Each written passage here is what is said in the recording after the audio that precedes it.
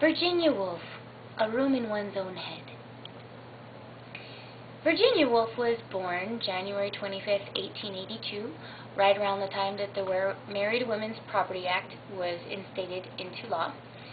She was born into an era when feminism was starting to take root and it was starting to bloom as a real movement. She was a feminist, a pacifist, an anti-fascist, and a bisexualist. Take it. Screwed up that timing.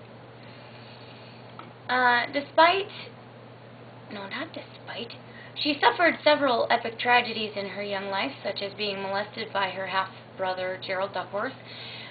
When she was 13 years old, her mother, Julia Jackson, died, and 2 years later, her half-sister, Stella, died as well. But the heaviest blow of all of these was when her father died, when she was 22 years old. This impacted her so heavily and shot her so headlong into depression that she was institutionalized and due to suicidal tendencies. And she was labeled as bipolar, but I don't subscribe to that school of thought because I don't believe she had a chemical imbalance. I think that she was traumatized by these terrible events that occurred in her life. Her mother figured very largely in her philosophy and works. Her mother was the classic angel of the house. Angel in the house was a phrase that was originally coined by Coventry Patmore. And this guy was trying to compliment women into servitude, like many of the patriarchs of his time. He considered his wife to be the perfect angel in the house. This is an image that disturbed and disgusted Virginia Woolf, and she worked very diligently at trying to eradicate the angel in the house from her works and encouraged other women to do that as well.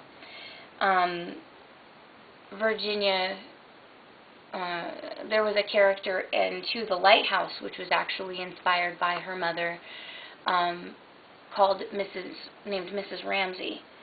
And Mrs. Ramsay is sort of a bubble-headed, very servile housewife type of character who adores and worships her husband and is an idiot.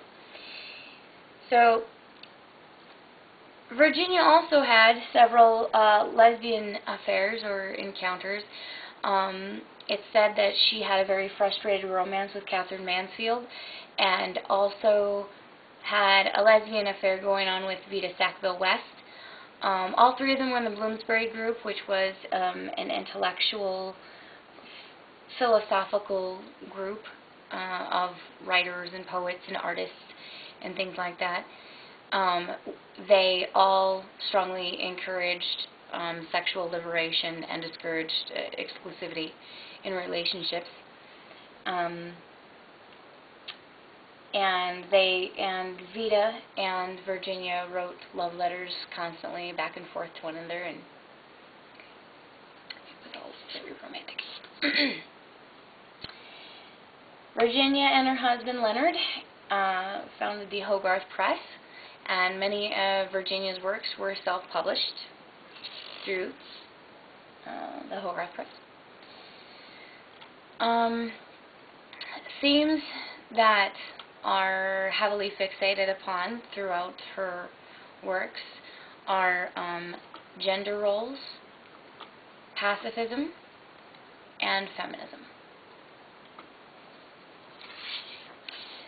Another theme that, another thought that Virginia had was that of the angry professor. She was trying to figure out why all these patriarchal figures were so obsessed with the subjugation of women, and she finally concluded that it was due to their desire to maintain their own superiority, as opposed to their conviction that the woman was actually inferior. Another concern of hers was that women in literature were depicted only in relation to their male counterparts and did not stand on their own as dimensional characters. And in fact, most of the time they were depicted through the eyes of a lover, whether that be on a high pedestal or whether that be as an evil person. But there have been many stereotypes, and none of them they're all fairly wildly accurate. So despite the revolutionary contributions that Virginia, through her works and philosophies and through the feminist movement, she ultimately lost her battle with depression, and she committed suicide. She wrote a note to her husband, Leonard, apologizing for the burden that she had been and for spoiling his life. And then she put heavy rocks in the pockets of her overcoat and walked into the river house, which is located near her home. Despite her tragic death, she is still an inspiration to women, and will be for decades to come, for centuries to come.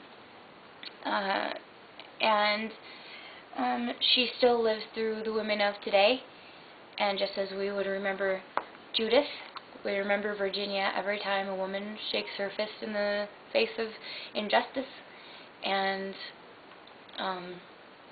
she won't be soon forgotten.